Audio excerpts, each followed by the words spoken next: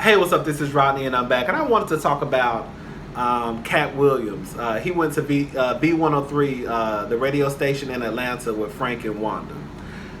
When I tell y'all, I was laughing my ass off during that interview.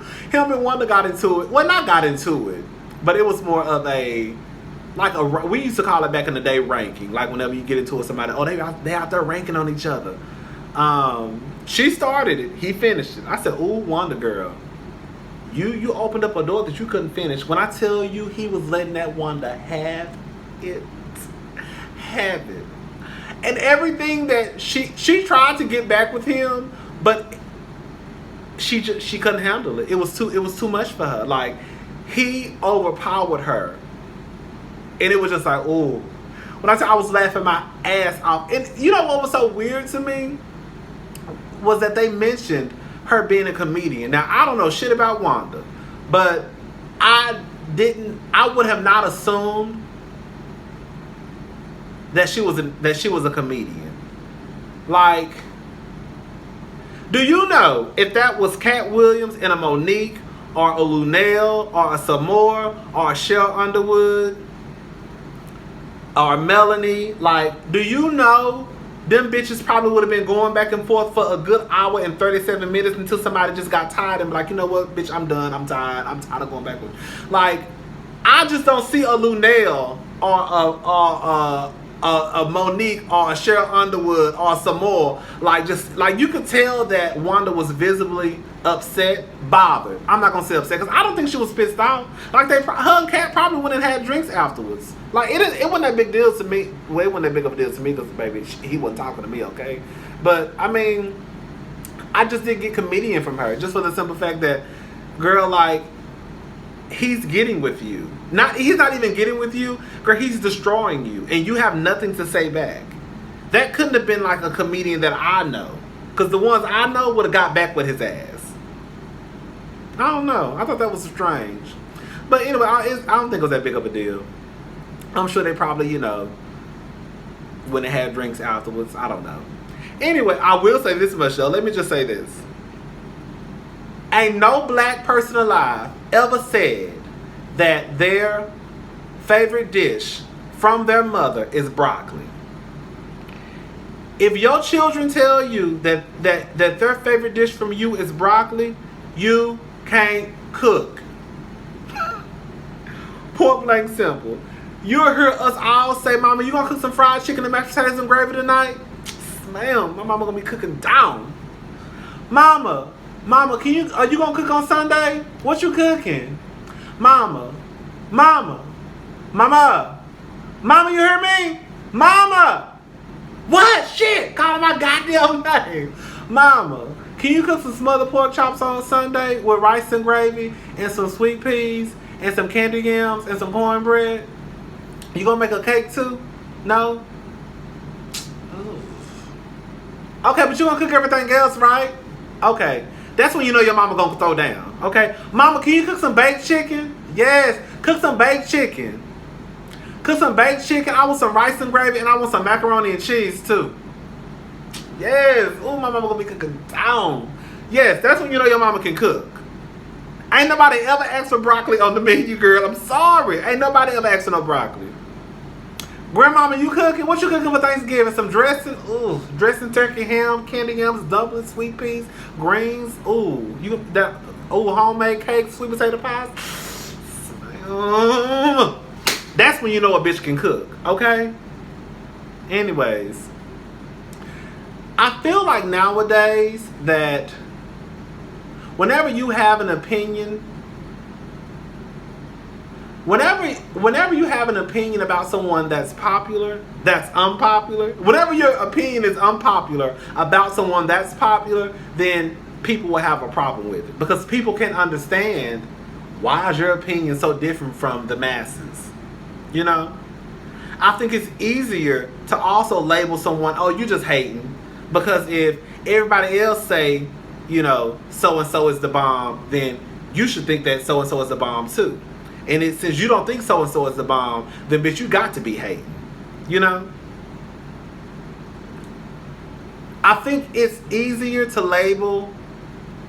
I have a list of favorite comedians. I don't have an actual list, but like Lunel is funny. Bernie Mac is like one of my favorite comedians. Like, oh my God, I remember when he died, y'all. When Bernie Mac died and when Aaliyah died, those were like the only two deaths that fucked me up. Like celebrity deaths. Like, I did not understand what was going on. When Bernie Mac died, I was like, baby, what? When Aaliyah died, baby, my mind was fucked up. I used to love me some Aaliyah. A-A-L-I-Y. Hey. Yes, ma'am, Aaliyah. Ooh, I used to love me some Aaliyah. Y'all don't even understand, bitch. Y'all do know if Aaliyah was alive, she'll be bigger than Beyonce. Let's argue, ho, in the comment section. I said what I said. Anyways, Bernie Mac, Cheryl Underwood, Kathy Griffin, Katt Williams. Like, I have favorite comedians.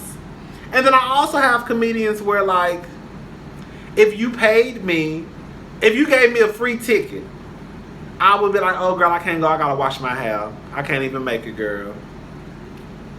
Dave Chappelle is not funny to me.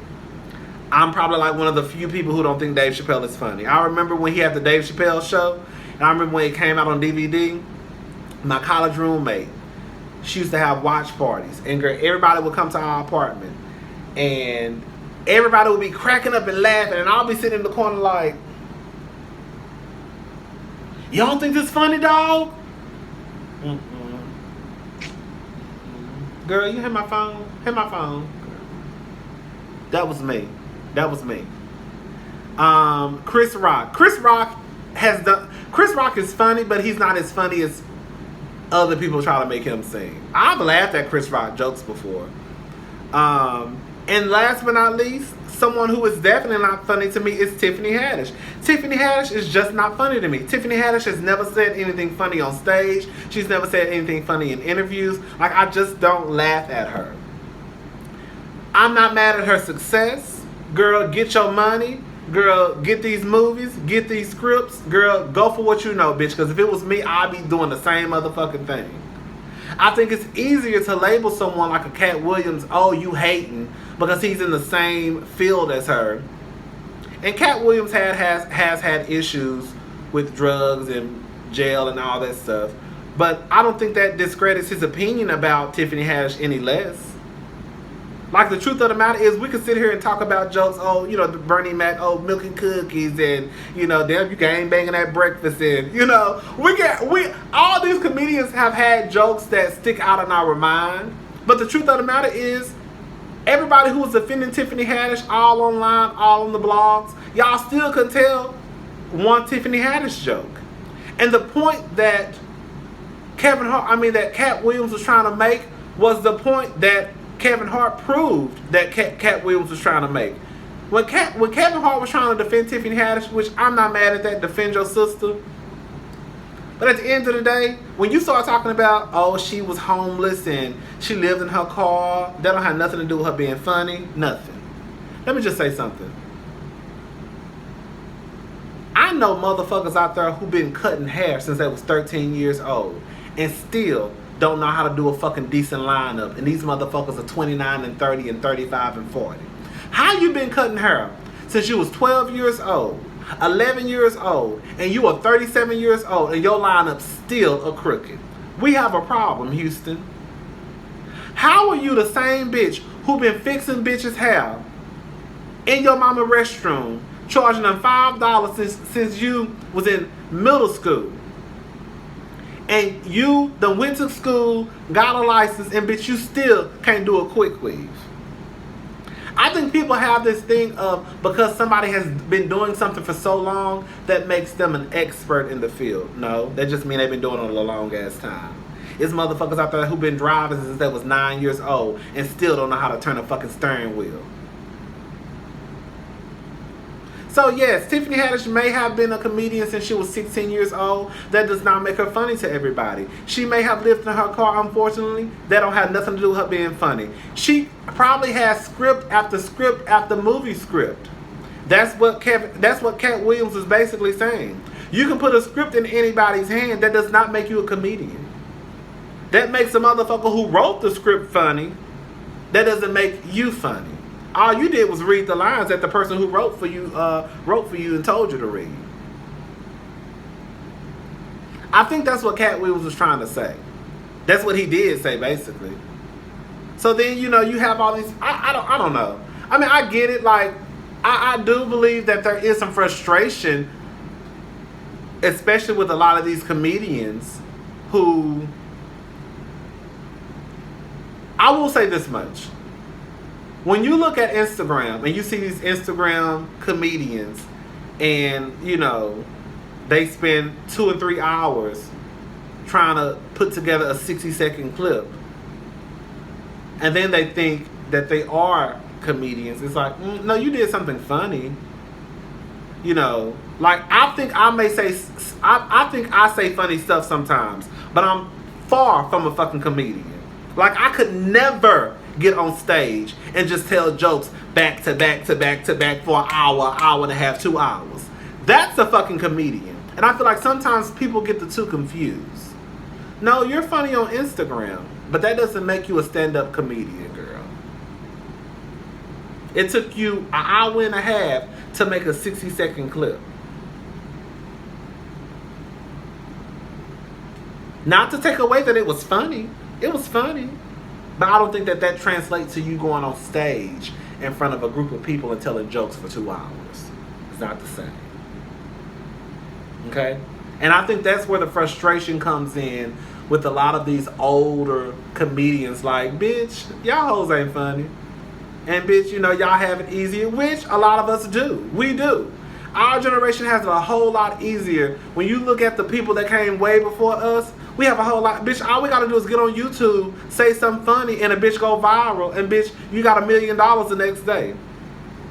So I get it. I get the frustration that comes from these older people, these older comedians, these older actresses, and I remember when Neil Long shaded Beyonce when she was talking about these singers who were getting. I forgot exactly what she said. But Neil Long basically shaded the fuck out of Beyonce, basically saying the bitch can sing but she can't act. Why she over here in our shit? And I feel that way. I don't think there's anything wrong with these actresses and actors and comedians feeling a little frustrated like, girl, once upon a time, bitch, we were getting the jobs. Now these singers, now these rappers who barely can open their mouth and put a sentence together, now y'all putting them in the TV shows. Now y'all putting them in the movies. Like, what? It's no longer about, oh, you have to act. It's more just about, girl, we need to make this coin. We know Beyonce is a big superstar, so we're going to put her in Obsessed because we know all her goddamn stands going to come out and see her, even though we all know Beyonce can't act. I remember the first time when I watched that movie with her and Austin Powers, baby, I fell asleep right on the floor. Girl, is the movie over? Girl, this shit is horrible. She's horrible. Get her out. Go put her on stage. That's what she gonna wear it out. But this movie stuff, this acting stuff is not for her. Still, like, in 2018. Beyonce, stop acting. You can't act, girl. Girl, you can barely speak. Anyways. So, but yeah. I get the frustration. I get it. But I also understand that it's easier to call like the Katt Williams when they say something about someone who's popular, like Tiffany Haddish is not funny. Then it's, oh, you a hater. I don't think that necessarily makes him a hater. Anyways, bye y'all. I'm tired of talking about this shit.